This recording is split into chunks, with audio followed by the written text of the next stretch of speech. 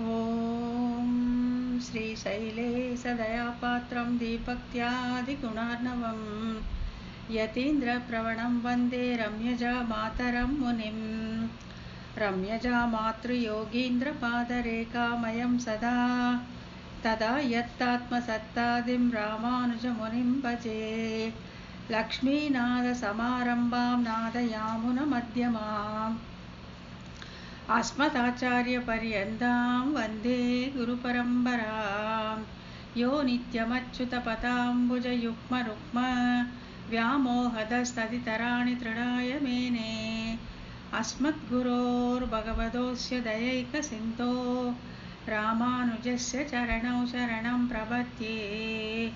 माता पिता युवतयस्तनयादिविभूतिः सर्वं यदेव नियमेन मतन्वयानाम् आद्यस्नः कुलपतेर्वगुलाभिरामं श्रीमत्ततङ्घ्रियुगलं प्रणमामि मूर्ध्ना। भूतं सहश्च महदाह्वयभट्टनाद श्रीभक्तिसारकुलशेखरयोगिवाहान् भक्ताङ्घ्रिरेणुपरकालयतीन्द्रमिश्रान् श्रीमत्पराङ्कुशमुनिं प्रणतोऽस्मि नित्यम्। श्रीमद्यतीन्द्रवरयोगिपदाब्जभृङ्गं श्रीवानशैलमुनिवर्यदयैकपात्रं विख्यातवेदशिखरोभयतत्त्वबोधं रामानुजं कलिजितं मुनिमाश्रयामः। பணவாழ் அரவணை பள்ளி பயில்பவர்க்கு எவ்வுயிரும் குணபோகம் என்று குறுகை கதிபன் உரைத்ததுய்ய உணர்பாவினுட்பொருள் ஒன்றும் அறியா உலகறிய மணவாளன் மாறன் மனமுரைத்தான் வன்முடும்பை வந்தே. நாயனார் திருவடிகளே சரணம். அனைவருக்கும் வணக்கம். போன வகுப்பில் போன ஒரு 2-3 வகுப்பில் என்ன பார்த்துட்டு இருந்தோன்னா, சுவாமி நம்மாழ்வார்க்கும் மற்ற ரிஷிகளும் அவர்கள் இயற்றிய அந்த நூல்களுக்கும் நம்மாழ்வாருடைய திருவாய்மொழிக்கும் என்ன, அதை விட இது எப்படி உயர்ந்தது அப்படின்னு சொல்லி பார்த்துட்டு இருந்தோம். அதில் அவர்கள் தர்ம வீரிய ஞானத்தாலே, இந்த ரிஷிகளும் முனிவர்களும் தர்ம வீரிய ஞானத்தால் மிக மிக தெளிந்த ஞானம் ஏற்பட்டதாலே ஹிருஷ்டராய் ரொம்ப சந்தோஷப்பட்டவர்களாக மேலும் மேலும் மேலும் மேலும் அவர்கள் இதிகாச புராணங்களை எழுதி கொண்டு போனார்கள் அப்படின்னு பார்த்தோம். ஆனால் நம்மாழ்வார் பார்த்தீங்கன்னாக்கா பக்தி, அந்த ஞானம் கனிந்து பக்தியாகி அதனால் உள்கலங்கி ஒரு சொல் எடுப்பது ஒரு கல் எடுப்பதை போல சிரமப்பட்டு அந்த பாசுரங்களை ஏற்றும் போது 3 மாதம் மோகித்து கிடந்தார் அப்படின்னு பார்த்தோம். அந்த 3 பதிகங்கள் என்ன அப்படிங்கிறதையும் பார்த்தோம். 10 அடியவர்க்கு எளியவன், பிறந்தவாறும் வளர்ந்தவாறும் மற்றும் கண்கள் சிவந்து பெரியவாய், அந்த 3 அந்த பதிகங்கள் பண்ணும்போது அவர் 6 மாதம் மோகித்து கிடந்தார் அப்படின்னு சொல்லி பார்த்தோம். அதுக்கப்புறம் இதை தவிர வேற ஏதாச்சும் இவர்களுக்கு வேறுபாடு உண்டா அப்படின்னா அவர்களுடைய உணவிலும் வேறுபாடு உண்டு அப்படிங்கிறத பார்த்தோம்.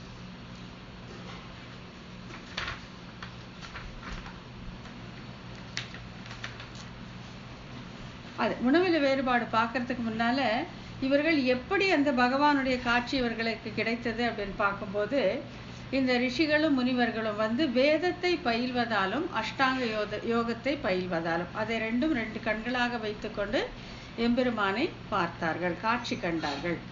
ஆனால் அந்த காட்சி அவர்களுடைய சுய முயற்சியால் ஏற்பட்டதால மைப்பாக இருந்தது, தெளிவில்லாமல் இருந்தது அப்படின்னு சொல்லி சொல்றாங்க. ஆனால் நம்மாழ்வாருக்கு அவனே காட்டியதாலே மிகவும் தெளிவாக அந்த கரிய மேனியை அழகாக பார்த்தான். எப்படி அர்ஜுனுக்கு அந்த திவ்ய சக்ஷுஸ் கொடுத்து தன்னுடைய விஸ்வரூபத்தை காட்டினானோ அதே போல் நம்மாழ்வாருக்கு காட்டினான்ட்டு. அப்படி பண்ணதுனால என்னன்னா அவர்கள் அந்த தெளிவான காட்சி கிடைக்காததுனால ரிஷிகள் ஆசாபாச பக்தர், அதாவது இந்த சம்சார கட்டுகளிலிருந்து அவர்கள் முழுமையாக விடுபடவில்லை அப்படின்னு சொல்றாங்க. ஆனால் இவருக்கு அந்த எம்பெருமானுடைய காட்சி, அந்த திவ்ய ஸ்வரூபம் ரொம்ப அழகாக தெரிஞ்சதுனால இவர் இன்னின்ற நீர்மை இனி உறாமை அப்படின்னு சொல்லிட்டு அவருக்கு அந்த கால் கட்டு முழுவதுமாக அவிழ்ந்து விட்டது, அவருக்கு சம்சார பந்தம் முழுவதுமாக விலகிவிட்டது அப்படின்னு அதை ஒன்று பார்த்தோம். அதுக்கப்புறம் என்ன பார்த்தோம் அப்படின்னாக்கா இவர்களுடைய உணவுகளை என்ன வேறுபாடு அப்படின்னு பார்த்தோம்.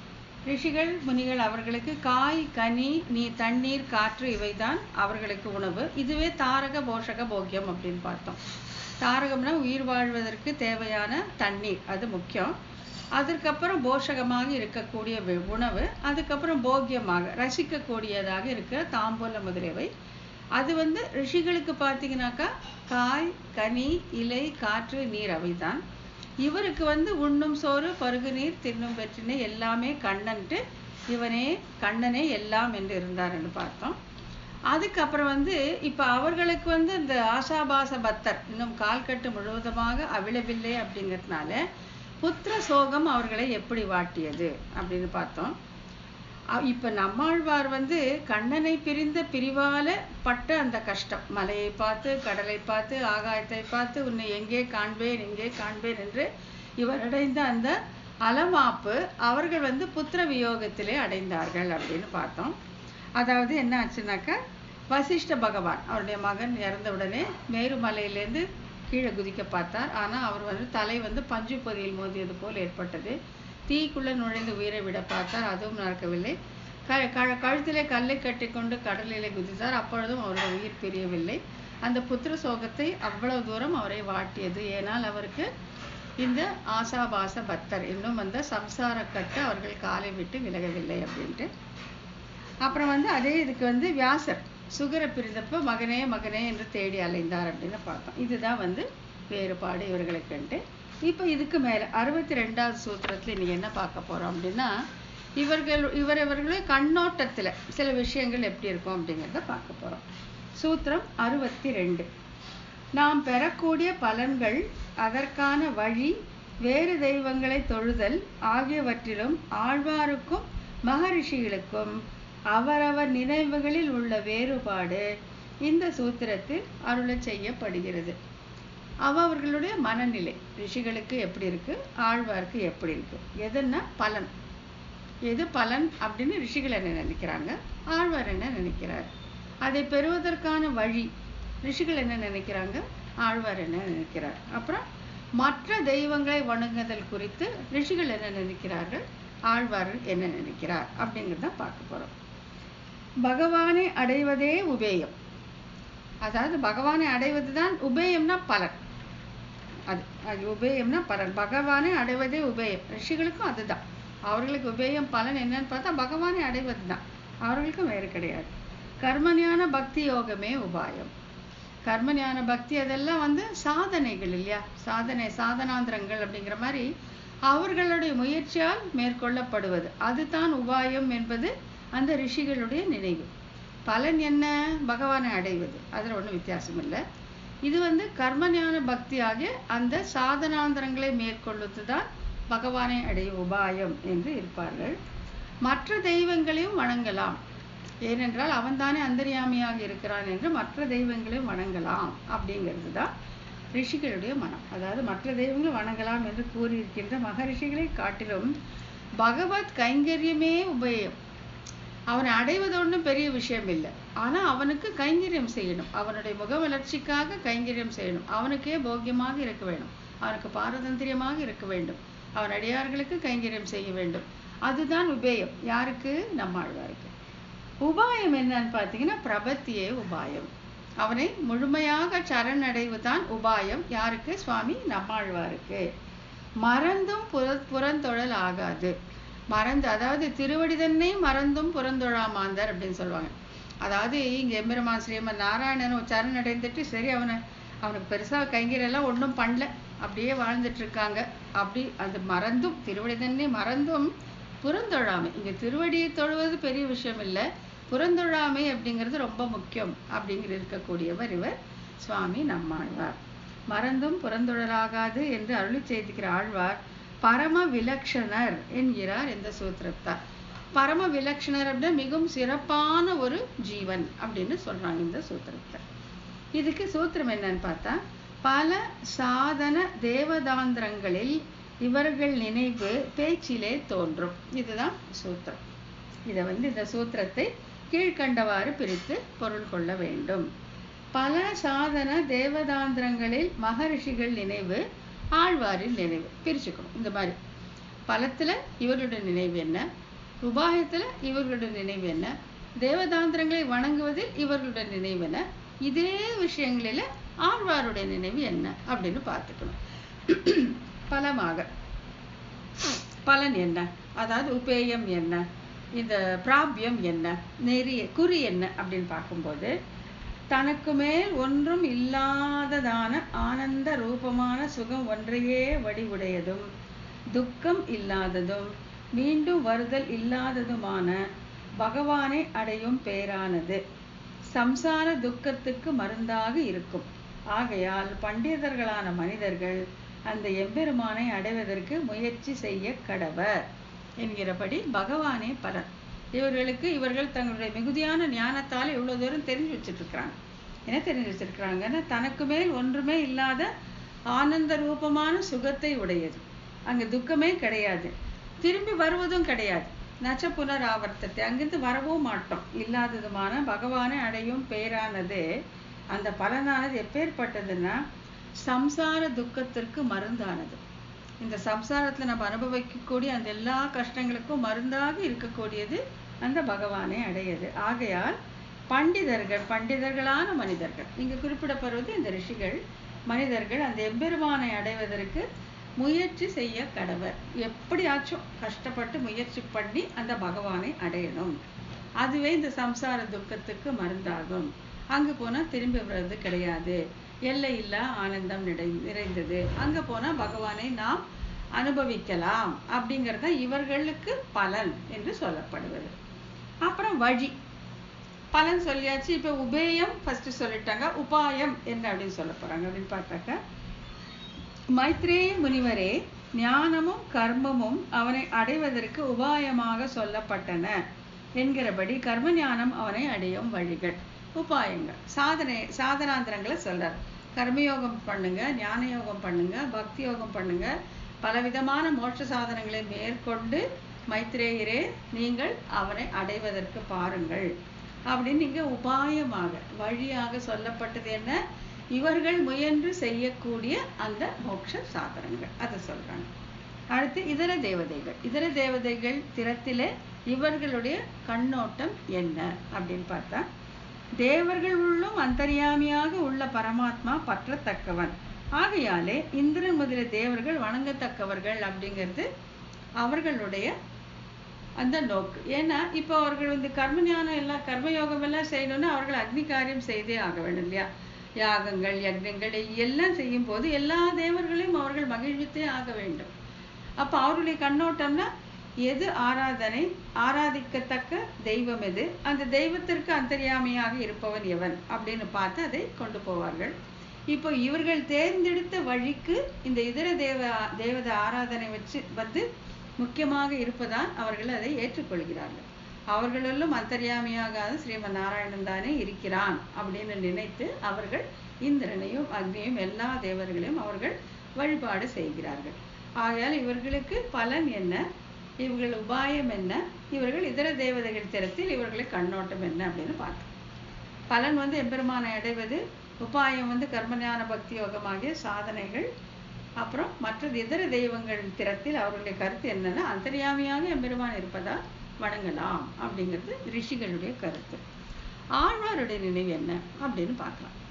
இவர் பலமாக கருதுவது என்ன, பலமாக இவர் வந்து உபேயமாக புருஷார்த்தமாக பலமாக குறியாக நினைப்பது என்னன்னா, புருஷார்த்தம் தனக்கேயாக என்னை கொள்ளும் மீதே, அப்பா உனக்காக என்ன வச்சுக்கோ, அந்த நம்ம அஷ்டாத்திர நாராயணாய அந்த ஆய பதம் பார்த்தோம் இல்லையா, உனக்காகவே என்னை வைத்துக்கொள், அதாவது பாரதந்திரியம் போக்கியதும் அப்படின்னு திரும்பி திரும்பி பார்த்தோம் இல்லையா நம்ம அந்த திருமந்திரார்த்தம் பார்க்கும்போது, அந்த மாதிரி தனக்கேயாக என்னை கொள்ளும் இதை உனக்காக உன்னுடைய சர்வீஸ்ல உன்னுடைய வேலையாட்களாக உன்னுடைய கைங்கரியத்துக்காக என்னை வைத்துக்கொள் அப்படின்னு அது அவன் முகமலர்ந்து கொடுப்பானாகில் அதுதான் இவனுக்கு பலன்.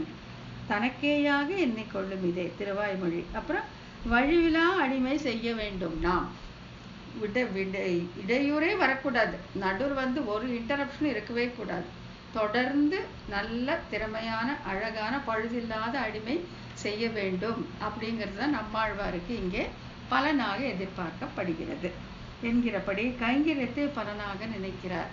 அவர்களதே நினைத்தாங்க பகவானை அடைவது, மோட்சத்தை அடைவதே அவர்கள் பலனாக நினைத்தார்கள்.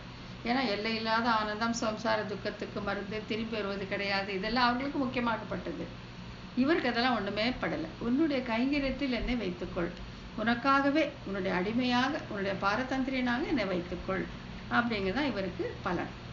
வழி இவருக்கு உபாயம் என்னன்னு பார்த்தாக்கா, நாகனை மிசை நம்பிரான் சரணே சரண்.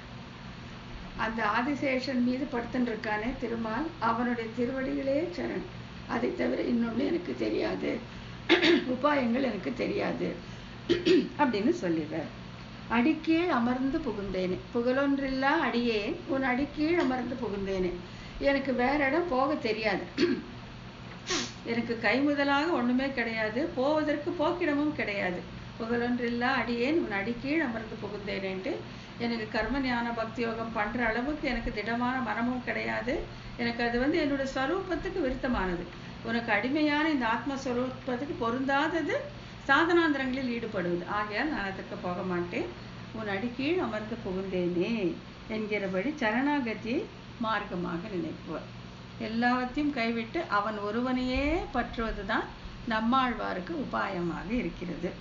அப்புறம் இதர தேவதைகள் குறித்து இவருடைய மனநிலை என்னன்னா, மற்றொரு தெய்வம் தொழாள், இன்னொரு தெய்வத்தை தொழவே தொழமாட்டாங்க அப்படின்னு சொல்லப்பட்டபடி மற்ற தேவர்கள் வணங்கத்தக்கவர் அல்ல என்பது இவர் நினைவு. எம்பெருமான் ஒருவனைத்தான் வணங்குவது. அவன் அந்தர்யாமியாக இருந்த பொழுதிலும், எல்லா தெய்வங்களுக்கு உள்ளாக அவன் அந்தர்யாமியாக இருந்த பொழுதிலும் அவர்கள் வணங்கத்தக்கவர் அல்ல. எம்பெருமான் ஸ்ரீமன் நாராயணன் ஒருவனே வணங்கத்தக்கவன் என்பது இவருடைய நினைவு. அவர்களுடைய நினைவு பார்த்தோம். இதர தெய்வங்களும் இந்திரன் போன்றவர்களும் வணங்கத்தக்கவர்களே அப்படிங்கிறது ரிஷிகளுடைய மனோபாவம் அப்படின்னு பார்த்தோம். இப்படி ஆழ்வாரின் திருவுள்ளம் இவ்வாறு அமைய காரணம் அவர் திருமந்திரத்தின் பொருளை முற்றும் அறிந்த ஞானி என்பது விளக்கப்படுகிறது. இப்ப நீங்க திருமந்திரத்தை நம்ம 21, 22, 23 சூத்திரம் பார்த்தோம் இல்லைங்களா? அதுல ஓம் நமோ நாராயணாய அப்படின்னு பார்த்தோம் இல்லைங்களா? அந்த அர்த்தத்தை நல்ல மனசுல வாங்கினவதான் சாரஜ்ஞர் அப்படின்னு சொன்னோம் இல்லைங்களா? திருமந்திரத்தின் அர்த்தத்திலேயே நிலை பெற்று நிற்கக்கூடிய சாரஜ்ஞர்கள். அதுல அந்த பிரணவத்துல பார்த்தாக்கா ஜீவாத்மாவான் எம்பெருமான் ஒருவன், எம்பெருமானுக்கே உரியவன், அவன் ஒருவனுக்கே உரியவன் என்று அந்த ஏவகாரத்துல சொல்லப்பட்டிருப்பதால அவனுக்கே உரிய நான் மற்றொருவருக்கு நான் எப்படி ஆளாவேன் அப்படின்ட்டு அந்த நம பதார்த்தத்திலையும் அதான், என்னை நான் காத்துக்கொள்ள கடவன் அல்லன் அப்படின்னு அதையும் கைவிட்டாச்சு. நாராயண இப்படிப்பட்ட அந்த எம்பெருமான் ஸ்ரீமன் நாராயணனுக்கு கைங்கரியம் செய்வதே எனக்குன்னு அந்த அஷ்டாட்சர பொருள் நன்றாக மனதில் ஊறி இருப்பதால் ஆழ்வார் இந்த மாதிரி இருக்கார். பலன் கைங்கரியம், இது உபாயம் சரணாகதி. இதர தெய்வங்களை வணங்கல் ஆகாது. ஏனென்றால் பிரணவத்தில் அவன் ஒருவனுக்கே உரியவன் என்று சொல்லப்பட்டிருப்பதால் அது அப்படின்னு சொல்லிட்டு திருமந்திரத்துடைய அர்த்தத்திலே ஊன்றிருப்பதால் ஆழ்வாருடைய மனக்கருத்து இவ்வாறாக இருக்கிறது அப்படின்னு சொல்றார். ஆழ்வாரின் திருவுள்ளம் இவ்வாறு அமைய காரணம் அவர் திருமந்திரத்தின் பொருளை முற்றும் அறிந்த ஞானி என்பது விளக்கப்படுகிறது. திருமந்திரம் எத்தனை வாட்டி படிச்சாலும் எத்தனை உபதேசம் வாங்கினாலும் அந்த அர்த்தம் மனசுல பட்டுச்சுனாக்கா ஆழ்வார் ஏன் அப்படி இருந்தாரு அப்படிங்கிறது நமக்கு தெளிவாக விளங்கும். ஸோ அப்போ பயன் உபாயம் புறந்தொழாமை. ஏன் ரிஷிகளுக்கு பயன் உபாயம் இதர தெய்வங்களை வணங்குவது அவங்களுக்கு இப்படி இருக்கு இவருக்கு இப்படி இருக்கு அப்படின்னு ஏன் அப்படிங்கிறத மேலும் இந்த அட்டவணையில மேலும் விளக்கமா சொல்றாங்க. திருமந்திரத்தின் அர்த்தத்தில் ஊன்றி இருப்பதால் ஆழ்வார் இப்படி இருக்கிறார் அப்படிங்கிறது இங்க விளக்கப்படுகிறது. பயன் எல்லா வேதங்களின் சுருக்கமான திருமந்திரத்தில் முதற் பாகமான பிரணவம், அந்த ஓம் அப்படிங்கிறது ஆத்ம சேஷத்துவத்தாலே அறியப்படுவதை விளக்குகிறது. எனவே இவன் ஸ்வரூபத்திற்கு தக்க பயன் நாராயணாய என்பதில் உள்ள ஆய பதம் என்பதால் அறியப்படும் கைங்கரியமே. பிரணவத்தால நல்லா தெரிஞ்சு போச்சு. அதாவது அகாரத்தாலே அறியப்படும் எம்பெருமான் ஒருவனுக்கே, மகாரத்தால் அறியப்படும் ஜீவாத்மா அடிமை, சேஷப்பட்டவன் அப்படின்ட்டு. சேஷின்னா அவன் ஒருத்தந்தான், அவனுக்கு சேஷபூதனாக இருப்பவன் இந்த மகாரத்தால் அறியப்படும் ஜீவாத்மா அப்படின்னு பிரணவத்துல ஸ்ட்ரெஸ் பண்ணி சொல்லிட்டாங்க. அவனுக்கே உரியவன்ட்டு. அப்ப அவனுக்கே உரியவன் என்ன பண்ணுவான்? அவனுக்கு கைங்கரியம் பண்ணுவான். அது எங்க தெரியுது? நாராயணாய அந்த ஆயப்பதத்தால தெரிகிறது. அதனால்தான் உனக்காகவே உற்றோமே ஆவோம் உனக்கே நாம் ஆட்செய்வோம் சொல்றது அதனால்தான். உன்னுடைய அடிமை, உன்னுடைய வேலையாள் ஆகையாலும் நான் உனக்கே ஆட்செய்வேன் அப்படின்ட்டு பலனாக இங்கே அவனுக்கு கைங்கரியம் சொல்லப்பட்டது. எனவே இவ்வாறு கைங்கரியமே பலன். புரியுதுங்களா? எல்லா வேதங்களின் சுருக்கமான திருமந்திரத்தில் முதற் பாகமான பிரணவம் ஓம் ஆத்மா சேஷத்துவத்தாலே அறியப்படுகிறது. இது ஆத்மாக்கு நம்ம பரமுறை பார்த்திருக்கோம். ஞானம் ஒரு குணம், ஆனந்தம் ஒரு குணம், சேஷத்துவம் ஒரு குணம் அப்படின்னு இருக்கு. ஞான ஆனந்தங்களை காட்டிலும் சேஷத்துவமே முக்கியமானது. அதுக்கு ஸ்வரூப நிரூபகமான குணம் சேஷத்துவமே அப்படின்னு பல இடத்துல நம்ம பார்த்திருக்கோம். அதான் ஒரு மலருக்கு புறவிதழ் அகவிதழ் என்பதை போல புறவிதழ் ஞானமும் ஆனந்தமும், அகவிதழாக இருப்பது சேஷத்துவமே. இது ஆத்மா, இது ஜீவன் அப்படின்னா அங்க சேஷத்துவம் இருக்கணும். இல்லாட்டி அது ஜீவனே இல்லைன்ட்டு அதோடைய ஸ்வரூப நிரூபகமான குணம் சேஷத்துவம் அப்படின்னு தெரிஞ்சிருக்கிறதுனால இந்த ஸ்வரூபத்துக்கு தக்க பயன் என்ன? அடிமையாக இருக்கும் சேஷனுக்கு தக்க பயன் சேஷிக்கு கைங்கரியம் தான். அது எதுல தெரியுது? நாராயணாய அந்த ஆய பதத்தால் தெரிந்திருப்பதால், இந்த அர்த்தம் மனதில் மிக நன்றாக ஊறி இருப்பதால் ஆழ்வாருக்கு பலன் எது? எம்பெருமாந்திரத்தில் கைங்கரியம். அவ்வளவுதான். அப்புறம் உபாயம் என்னன்னு பார்த்தோம். அவருக்கு சரணாகதி தான் உபாயம் பார்த்தோம். திருமந்திரத்தின் நடுப்பதமான நம என்பதால் இந்த ஆத்மா பகவானுக்கே வசப்பட்டிருப்பது உணர்த்தப்படுகிறது. நான் எனக்கு உரியன் அல்ல, எம்பெருமானுக்கு உரியவர். அதுதான் அந்த நம பதார்த்தம் அப்படின்னு பார்த்தோம். ஆத்மாவானது பரமாத்மாவால் அவன் விருப்பப்படி விநியோகம் கொள்ளப்படுபவன். இது அத்தியந்த பாரதந்திரியம் அப்படிங்கிறது. அத்தியந்த பாரதந்திரியம் உயர்ந்தது. இதற்கு மேல ஒரு பாரதந்திரியத்தை நாம் பார்க்கவே முடியாது. அவன் தன் விருப்பப்படி விநியோகம் கொள்ளலாம். இப்போ உங்களுக்கு கைப்பொருள் ஒண்ணு இருக்குன்னா, ஒரு செல்போனோ ஏதோ ஒண்ணுன்னா, அது நீங்க உங்க விருப்பப்படி அதை நீங்கள் விநியோகம் கொள்ளலாம். வச்சுக்கலாம், தூக்கி போடலாம், உடைச்சு போடலாம், இன்னொருத்தருக்கு கொடுத்துடலாம், என்ன வேணா செய்யலாம். அந்த மாதிரி ஒரு அச்சித்தை போல அச்சித்து சமமாக இந்த ஆத்மாவை விநியோகம் கொள்ளக்கூடியவன் எம்பெருமான். அதை உணர்ந்து இருப்பதால அதை தான் அந்த நம பதார்த்தம் உணர்த்துகிறது. அத்தியந்த பாரதந்திரியம், அவன் இஷ்டப்படி விநியோகம் கொள்ளப்படுகை. இதனால் ஆத்மா மோட்சத்தை அடைய வேறு உபாயங்களை கை கொள்ளாது. அவனோட கைப்பொருள் ஆனப்புறம், அத்தியந்த பாரதந்திரியம் ஆனப்போ அவனுக்கு இவனுக்கு எப்ப மோட்சத்தை கொடுக்கணும், எங்க கொடுக்கணும், எப்படி கொடுக்கணும்னு அவனுக்கு தெரியாதா? அவனுக்கு தெரியாதுன்னு நினைச்சிட்டு நான் ஞானத்தாலே, நான் ஞானவான், எனக்கு நல்ல ஞானம் இருக்கு, நான் கர்மயோகத்தை மேற்கொள்வேன், ஞான யோகத்தை மேற்கொள்வேன், பக்தி யோகத்தை மேற்கொள்வேன் அப்படின்னா, இந்த நம பதார்த்தத்தாலே உணர்த்தப்படும் அந்த பாரதந்திர ஸ்வரூபத்திற்கு விரோதமானது. உபாயங்களில் ஈடுபடுவது இந்த ஜீவாத்மாவுடைய பாரதந்திரியமான ஸ்வரூபத்திற்கு விரோதமானது. அதனாலதான் ஆச்சாரியர்கள் எப்பேற்பட்ட ஞானவான்களாக இருந்த பொழுதிலும் அவர்கள் உபாயத்தை மேற்கொள்ளவில்லை, சரணாகதியை மேற்கொண்டார்கள். ஆத்மா மோட்சத்தை அடைய வேறு உபாயங்களை கை கொள்ளாது, எம்பெருமானையே உபாயமாக பற்றுகிறார். நான் உன்னுடைய கைப்பொருள், நீ என்ன வேணா பண்ணிக்கோ அப்படின்னு இருக்கும்போது ஒரு பக்கம் அந்த மாதிரி சொல்லிட்டு திருமந்திரத்தை சொல்லிடுறோம், ஓம் நமோ நாராயணாய சொல்லிட்டு நீங்க பாட்டுங்க கர்மயோகம், ஞான யோகம், பக்தி யோகம் பண்ண அவன் இவன் என்ன எனக்கு பாரதந்திரியனா இல்லையா? இவன் கர்ம ஞான யோகம் பண்ணி என்ன அடைய போறானா, இல்லை என்னையே உபாயமாக பற்றி என்ன அடைய போகிறானா அப்படின்ட்டு அந்த ஆத்மஸ்வரூபத்திற்கு விருத்தமாக அமையக்கூடும். ஆகையால அவர்கள் மோட்ச சாதனங்களை உபாயங்களை கைவிட்டு விட்டு சரணாகதியை மேற்கொள்கிறார்கள். இதனால எம்பெருமானே உபாயம் ஆச்சுங்களா. பலன் கைங்கரியம் ஏன்னு பார்த்தோம், எம்பெருமானே உபாயங்கிறது ஏன்னு பார்த்தோம். அடுத்தது புறந்தொழாமை. இப்போ ரிஷிகள் என்ன சொல்றாங்க? எம்பெருமான் ஸ்ரீமன் நாராயணன் அந்தர்யாமையாக இருப்பதாலே எல்லா தெய்வங்களும் வணங்கத்தக்கதே அப்படிங்கிறாரு. நம்மாழ்வார் இல்லை, மறந்தும் புறந்தொழாமை அப்படிங்கிறார். ஏன் அப்படின்னு பார்த்தா, பிரணவமான ஓம் என்பதில் நடு எழுத்தான உகாரம் ஆத்மா பகவான் ஒருவனுக்கே அடிமைப்பட்டிருப்பதை உணர்த்துகிறது. இவனுக்கே வால் அறியப்படும் எம்பெருமான் ஸ்ரீமன் நாராயணன் ஒருவனுக்கே, அவனுக்கே அடிமைப்பட்டது மகாரத்தால் அறியப்படும் ஜீவாத்மா அப்படின்னு அங்க முத்திரை குத்தப்பட்டிருக்கு, ஸ்ட்ரெஸ் பண்ணப்பட்டிருக்கு. அப்படி இருக்கும் பொழுது எப்படி இன்னொருவருக்கு நான் உரியவனாவேன்? இதுக்கு என்னன்னா பகவத் அனன்யார்ஹத்வம் எனப்படுது. அனன்யார்ஹத்வம் இவனை தவிர இன்னொருவருக்கு நான் ஆளாக மாட்டேன். அனன்யார்ஹத்வம் அப்படின்னா எம்பெருமான் ஸ்ரீமன் நாராயணனை தவிர இன்னொருவருக்கு நான் ஆளாக மாட்டேன் அப்படிங்கிறது அங்க அர்த்தம். அது இந்த பிரணவத்தில் இருக்கக்கூடிய அந்த உகாரத்தால் உணர்த்தப்படுகிறது. இப்படி பகவான் ஒருவனுக்கே உரியவராக இருப்பதால் மற்ற தெய்வங்களை வழிபடுவது ஞானிக்கு சிறிதும் பொருந்தாது. இங்க ஞானினா யாருன்னா, திருமந்திரத்துடைய இந்த பொருள் எவருடைய மனதிலே ஆழமாக பதிந்திருக்கிறதோ அந்த ஞானிக்கு இதுதான் பலன், இதுதான் உபாயம். புறந்தொழாமை பற்றி அவருடைய கருத்து இதுதான். இவனே தான் மிகப்பெரிய அந்த சேஷின்னா ஒருத்தன் தான். அவனுக்கு நான் அடிமை, நான் சேஷபூதன், நான் எதற்காக இன்னொருவரை வணங்க வேண்டும் அப்படிங்கிறது. அகங்காரத்தோடு கூடிய மற்ற தெய்வங்கள் பகவானுக்கு சரீரமாக இருப்பதால் அவர்களும் அத்தன்மையால் வணங்கத்தக்கவர்கள் அல்ல.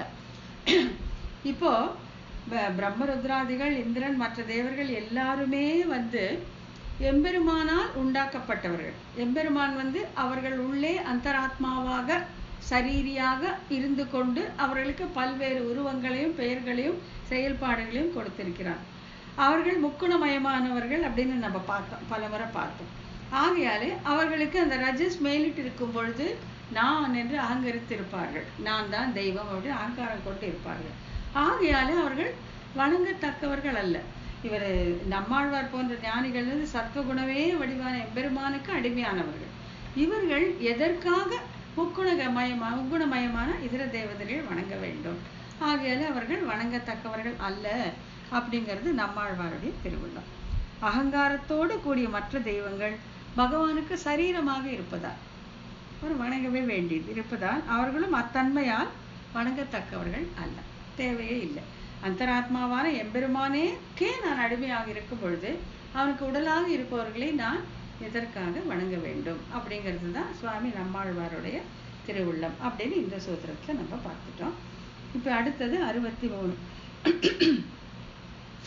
தர்ம வீரிய ஞானத்தாலே என்று துவங்கி பல சாதன என்று முடியும் 58 முதல் 62 சூத்திரங்கள் வரை ஆழ்வாருடைய ஒப்புயர்வற்ற பெருமை பேசப்பட்டது. இனி தமிழ் மறையான திருவாய்மொழியின் பெருமை பேசப்படுகிறது. இப்போ இவ்வளோ சூத்திரங்கள் நம்மாழ்வாருடைய சிறப்பை பார்த்தோம். அதாவது எழுதியவர், அவர் உண்டாக்கியவர், அவருடைய பெருமையை பல விதத்துல பார்த்துட்டோம். இனி திருவாய்மொழி, அவர் அருளி செய்த இந்த திருவாய்மொழிக்கான தனிச்சிறப்பு என்ன அப்படிங்கிறத பார்க்க போறோம். என்னன்னா, ராமாயணத்தை இயற்றிய ஸ்ரீ வால்மீகி மகரிஷியும் மகாபாரதத்தை இயற்றிய ஸ்ரீ வியாச பகவானும் எம்பெருமானுடைய திவ்ய சரித்திரத்தை கூறுவதற்கு முன்பு பல பொருத்தமில்லாத விஷயங்களை பேசியுள்ளார்கள். இதால் அசுத்தி அடைந்த தங்கள் வாய்களை தகுந்த முறையில் சுத்தி பண்ணிய பிறகு இவ்விரண்டு இதிகாசங்களும் எழுத துவங்கினர். அப்படிப்பட்ட குறை ஏதும் இல்லாமல் எம்பெருமானுடைய பெருமைகளை மட்டுமே பேசி ஆழ்வார்களின் அருள் செயல்களின் சாரமாக இருக்கக்கூடிய திருவாய்மொழி என்பது இந்த சூத்திரத்தில் விளக்கப்படுகிறது. 2 இதிகாசங்களை எடுத்துக்கிறாங்க, ராமாயணம் மற்றும் மகாபாரதம். ராமாயணம் யாருன்னா வால்மீகி பகவான், அது மகாபாரதம் வேதவியாசர். இப்போ இவங்க 2 பேருமே என்னன்னா, வால்மீகி பகவான் ராமாயணத்தை சொல்லுவதற்கு முன்னால பல விஷயங்களை சொன்னதுனால அவருக்கு வாயில் அசுத்தி ஏற்பட்டது அப்படின்னு சொல்றார் நாயனார். பெருமாளை பத்தி பேச நீ ராமரை பற்றி சொல்ல வேண்டிய, அதை சொல்ல வேண்டியதானே, வேற என்னென்னவோ பேசியதால உங்களுக்கு வாய் அசுத்தமாயிற்று அப்படின்னு சொல்றாங்க. இப்போ இங்கேயும் அதே தான். வேதவியாச பகவானும் இவர் அந்த மகாபாரதத்தை எழுதுவதற்கு என்னென்னவோ சொல்லிட்டு வந்ததுனால அவருக்கும் வாய் அசுத்தி ஏற்பட்டு அதை சுத்தி செய்தி கொண்டு நான் மகாபாரதத்தை சொல்ல துவங்கினேன் அப்படின்னு அவரே சொல்லியிருக்கார். இப்ப அவர் சொல்லியிருக்கார், வேதவியாச பகவான் சொல்லியிருக்கார், இந்த மாதிரி நான் நாராயணனை பற்றி எழுதுவதற்கு முன்பாக நான் பல விஷயங்களை பேசியதால் எனக்கு வாய் அசுத்தி ஏற்பட்டது, அதை சுத்தி செய்து கொண்டு நான் பேசலானேன் அப்படின்னு சொல்லியிருக்காரு. வால்மீகி பகவான் அப்படி சொல்லல, இருந்தாலும் அது இவருக்கும் பொருந்தும் அப்படின்னு நாயனார் இங்கே எழுதி காட்டுறார். இப்ப சூத்திரத்தை பார்க்கலாம். ராமாயணம் நாராயண கதை என்று தொடங்கி கங்கா காங்கேய சம்பவாதி அசத்கீர்த்தனம் பண்ணின எச்சில் வாய் சுத்தி பண்ணாமல் திருமாலவன் கவி என்கிற வாயோலைப்படியே மாற்றங்கள் ஆய்ந்து கொண்டு புரிய சொல் வாய்த்த இது வேதாதிகளில் பௌருஷ மானவ கீத வைஷ்ணவங்கள் போலே அருளி செயல் சாரம் அப்படிங்கிறது தான் இந்த சூத்திரம். இதை பிரித்து கொஞ்சம் கொஞ்சமாக பார்த்துக்கலாம். இந்த சூத்திரத்தை கீழ்கண்டவாறு பிரித்து பொருள் கொள்ள வேண்டும். ராமாயணம் நாராயண கதை. ராமாயணம் யாரோட கதை? சாட்சாத் நாராயணனுடைய கதை, அவனுடைய ராமாவதார கதை என்று தொடங்கி கங்கா காங்கேய சம்பவாதி அசத்கீர்த்தனம் பண்ணின எச்சில்வாய் சுத்தி பண்ணாமல். கங்கா காங்கேய சம்பவாதி அசத் சங்கீர்த்தனம் பண்ணி, இந்த கங்கா காங்கேய அப்படிங்கிறது வால்மீகி பகவான் திறத்துல என்ன, வியாச பகவான் திறத்துல என்ன அப்படிங்கிறத இந்த அடுத்த இதில் பார்க்க போகிறோம். அவர்களை பாடிய அந்த எச்சில் வாயை, அந்த அசுத்தி வாயை சுத்தம் பண்ணி அப்புறம் பாடத் துவங்கினார்கள் அப்படின்னு சொல்ல வரோம். ராமாயணம் என்று தொடங்கி கங்கா காங்கேய சம்பவாதி அசத்கீர்த்தனம் பண்ணின எச்சில் வாய் சுத்தி பண்ணாமல் அப்படின்ட்டு ஃபர்ஸ்ட் வால்மீகி பகவானை பற்றி சொல்ல போகிறோம். என்னன்னா, பிறகு சுத்தி பண்ணியதாக கருதப்படுபவர் வால்மீகி பகவான் சொல்லிட்டாரு, அதுக்கப்புறம் சுத்தி பண்ணி கொண்டார். அவர் நேரடியாக சொல்லவிட்டாலும் வியாச பகவான் சொல்லியது அவருக்கும் பொருந்தும் அப்படின்னு இங்கே நாயனார் காட்டி கொடுக்கிறார். காங்கேயன் அப்படின்னா முருகன், காங்கேயன்னா முருகன், சம்பவம்னா பிறப்பு, முருகனுடைய பிறப்பை பற்றி வால்மீகி பகவான் முதல்ல பேசுறார். ராமாயணம் என்று தொடங்கி ராமாயண காவியம் முழுவதும் இத்தகைய ஸ்லோகங்களால் நான் செய்கிறேன் அப்படின்னு ஸ்ரீ ராமாயண பாலகாண்டத்துல 2:42 சொல்லிவிட்டு என்று சங்கல்பித்திருந்த ஸ்ரீ வால்மீகி பகவான் கங்கா காங்கேய சம்பவாதி அசத் சங்கீர்த்தனம் பண்ணின எச்சில்வாய் என்பதா. இவர் என்னன்னா ராமாயணம் எழுத போறேன் அப்படின்னு சொல்லிட்டு ஃபர்ஸ்டே சொல்லிடுறார். எப்போ சொல்லியிருக்காரு? ராமாயணம் பாலகாண்டம் 2:42 சொல்லிட்டார். அதுக்கப்புறம் இவர் கங்கா காங்கேயனை பற்றி, கங்கையை பற்றியும் முருகனை பற்றியும் சொல்ல ஆரம்பிக்கிறார். என்னன்னா கங்கையின் தோற்றம், கங்கையின் தோற்றத்தை பற்றி விவரமாக சொல்றார். யாரு? வால்மீகி பகவான். முருகனின் பிறப்பு இதையும் அவர் வர்ணிக்கிறார். அப்புறம் புஷ்பக விமானங்கள் இதெல்லாம் சொல்றார். சொல்ல ஆரம்பிச்சது என்ன? நான் நாராயணன் கதை சொல்ல போறேன் அப்படின்னு சொல்லிட்டு அதற்கு மிகவும் பொருத்தமில்லாத இந்த கங்கையின் உற்பத்தி என்ன, முருகனின் பிறப்பு என்ன, புஷ்பக விமானங்கள் என்ன, இதெல்லாம் வர்ணிக்கிறார். இதை என்ன சொல்றாரு நாயனார்? இப்படி அசத்கீர்த்தி பண்ணிய எச்சில் வாயால் இதை சுத்தம் பண்ணிட்டு தானே இவர் ராமாயணத்தை சொல்ல போறார் அப்படின்ட்டு ஆகியவற்றை வர்ணித்தது குறிப்பிடத்தக்கது. பொருளல்லாத இந்த கதைகளை விரிவாக பேசியதால் வாக்கு தூய்மை இன்மை இவருக்கு ஏற்பட்டது. நாயனாருடைய திருவுள்ள கருத்து என்னன்னா, சொல்ல வந்தது ராமனுடைய கதை, அதை நீங்க நேரடியா ஆரம்பிக்க வேண்டித்தானே, எதற்காக இதெல்லாம் போய் நீங்க பண்ணதுனால உங்களுடைய வாக்கு சுத்தமே இல்லாம போயிட்டே அப்படின்னு சொல்றார். ஏற்பட்டது. வேதவியாசர் கழிவிருக்க மேலிட்டு தம் வாக்கு தூய்மை செய்ததை குறிப்பிடுவது போல் இவர் குறிப்பிடாவிட்டாலும் இந்த நியாயம் இவருக்கும் பொருந்தும். வேதவியாச பகவானும் இதே மாதிரி சொல்றார். அவரும் சொல்றாரு, கங்கா காங்கேயனை பத்தி சொல்றாரு. ஆனா அவர் கழிவிருக்கம், அச்சோ இதெல்லாம் நான் சொன்னேன்னு கழிவிருக்கம் ஏற்பட்டு அவருக்கு அது பிராய்ச்சித்தம் பண்ணிக்கிறார். அதை அவர் சொல்றார். யாரு? வேதவியாச பகவான் சொல்றார். வால்மீகி பகவான் சொல்லாத பொழுதிலும் இது அவருக்கும் பொருந்தும் என்பது நாயனாருடைய திருவுள்ள கருத்து. அப்புறம் இங்க பாத்தீங்கன்னாக்கா வேதவியாச பகவானை பார்த்தா, நாராயண கதை என்று தொடங்கி காங்கேய சம்பவாதி அசத் கீர்த்தனம் பண்ணின எச்சில்வாய் சுத்தி பண்ணாமல், எச்சில்வாய் சுத்தி பண்ணியவர் ஸ்ரீ வியாச பகவான். காங்கேயன், அங்க காங்கேயனை யாரை பார்த்தோம்? முருகன்னு பார்த்தோம். இங்க காங்கேயன்னா பீஷ்மர். பீஷ்மர் இவருடைய சம்பவம், இவருடைய பிறப்பை பற்றி சொல்றார். அவர் காங்கேயன் எனப்படுகிற முருகனுடைய பிறப்பை பற்றி சொன்னார். இங்கே காங்கேயன் என்று சொல்லப்படும் பீஷ்மருடைய பிறப்பை பற்றி சொல்லுகிறார்.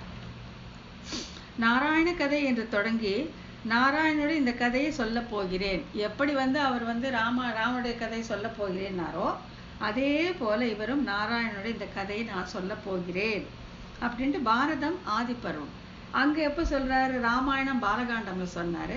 இவர் பாரதம் ஆதிப்பருவத்துல சொல்றாரு என்று சங்கல்பித்த வியாச பகவான் காங்கேய சம்பவாதி அசத் கீர்த்தனம் பண்ணின எச்சில்வாய் அப்படிதான் ஆரம்பிச்சாரு. அவர் எப்படி ஆரம்பிச்சாரோ அதே மாதிரிதான் இவரும் ஆரம்பிச்சாரு.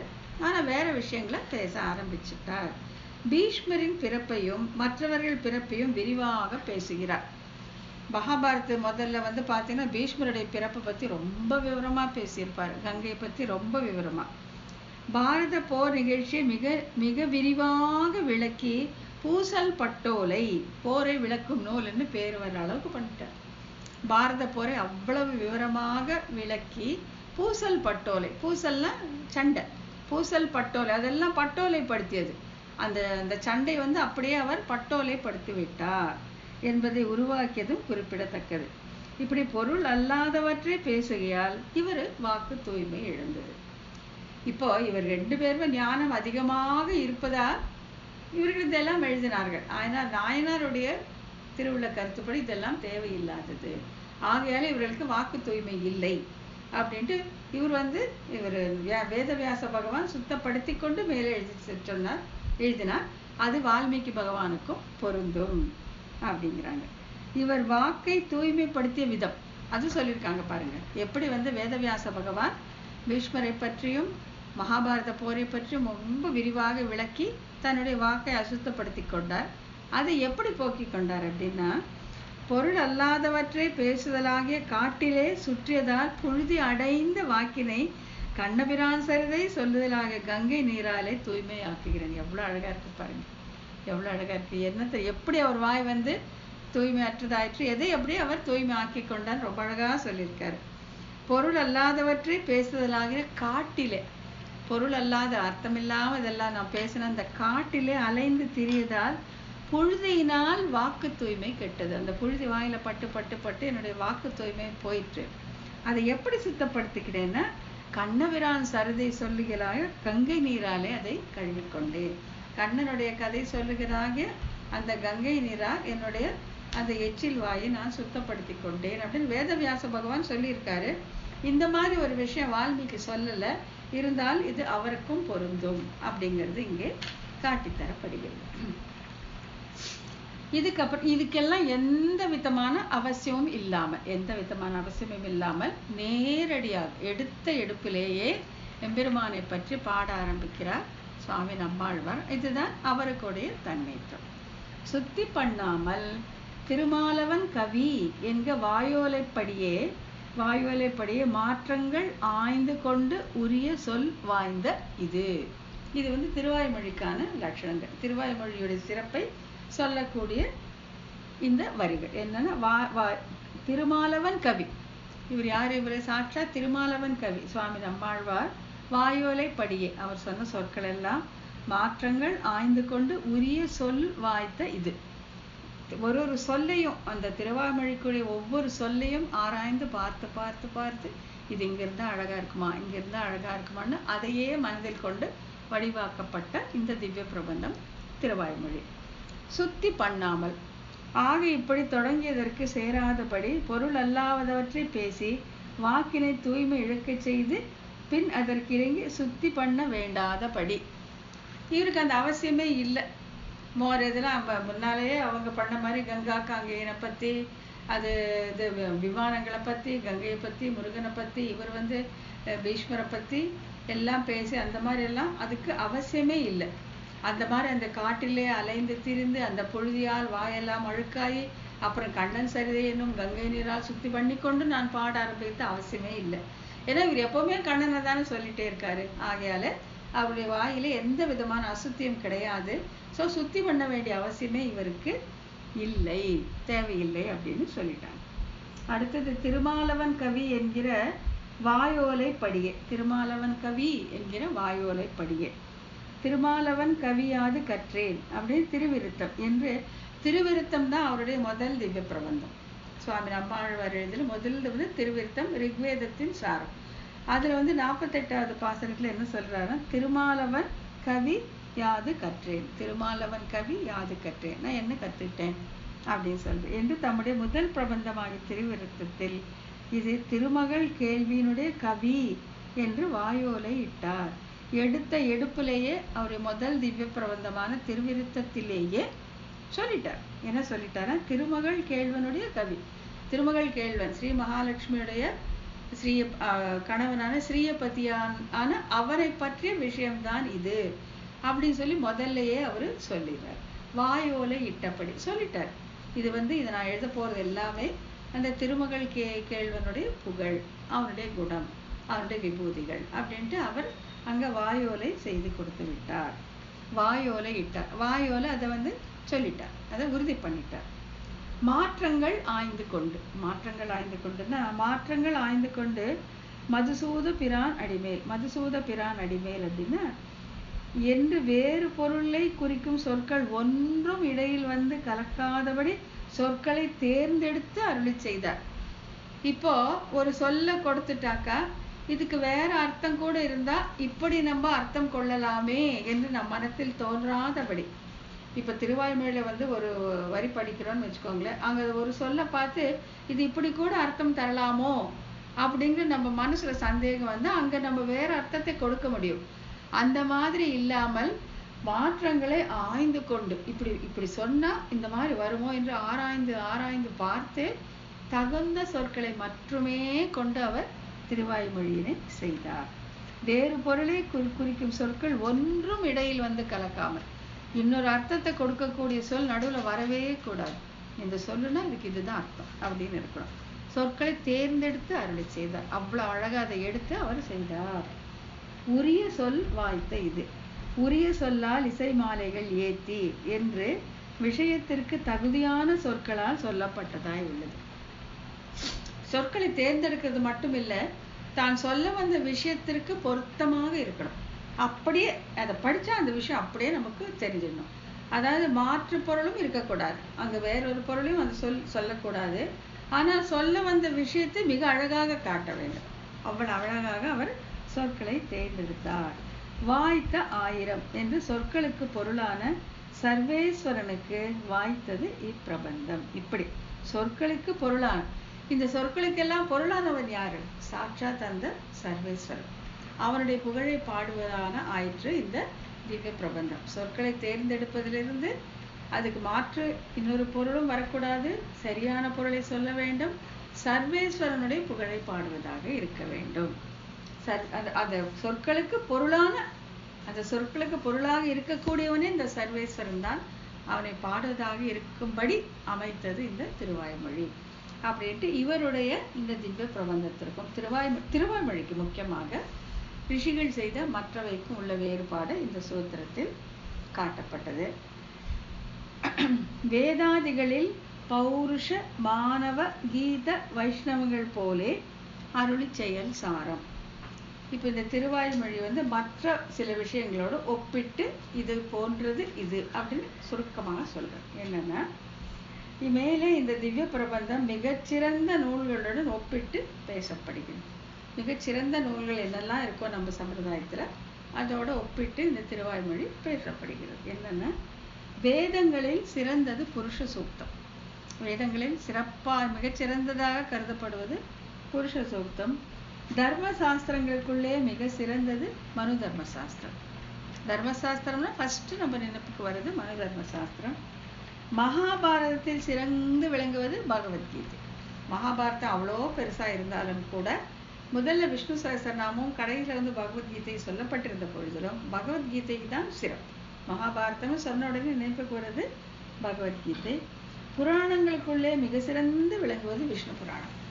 18 புராணங்கள் இருந்த பொழுதிலும் அந்த விஷ்ணுனுடைய பெருமை பேசக்கூடிய விஷ்ணு புராணமே மிகவும் சிறந்தது அப்படின்னு இந்த 4 சொல்றாங்க. வேதங்களிலே சிறந்தது புருஷ சூக்தம், தர்மசாஸ்திரங்களிலே சிறந்தது மனு தர்ம சாஸ்திரம், மகாபாரதத்திலே சிறந்து விளங்குவது பகவத்கீதை, புராணங்களுக்குள்ளே சிறந்து விளங்குவது ஸ்ரீ விஷ்ணு புராணம். வேறு கதைகளின் சம்பந்தம் சிறிதும் இல்லாத அருளி செய்யும் சாரமாக இருக்கின்ற திருவாய்மொழி இவற்றை போன்றது. புரியுதுங்களா? இப்போ வேறு எந்த எதுவுமே கலக்காமல் அருளி செயலின் அருளி செயல்னா ஆழ்வார்களுடைய திவ்ய பிரபந்தங்கள். அருளால செய்தார்கள். அவள் தங்களுடைய அருளால நம் மீது கொண்ட கருணையால அந்த திவ்ய பிரபந்தங்களை அருளி செய்தார்கள், பாடினார்கள், இயற்றினார்கள் அப்படின்னு சொல்ல அருளி செய்தார்கள். அப்படி ஆழ்வார்களுடைய திவ்ய பிரபந்தங்கள் அருளி செயல்கள் அப்படின்னு சொல்லப்படும். அந்த அருளி செயலின் சாரமான இந்த திருவாய்மொழி எதை போன்றதுன்னா, வேதங்களில் சிறந்த புருஷ சூக்தம் போன்றது, தர்மசாஸ்திரங்களில் சிறந்த மனு தர்மத்தை போன்றது, மகாபாரதத்தில் சிறந்திருக்க கீதை போன்றது, மற்றும் புராணங்களிலே சிறந்திருக்கிற விஷ்ணு புராணத்தை போன்றது அப்படின்ட்டு இந்த திருவாய்மொழிக்கான அந்த தனி ஏற்றத்தை இங்கே இந்த சூத்திரத்தை காட்டி கொடுக்கிறார் நாயனார்.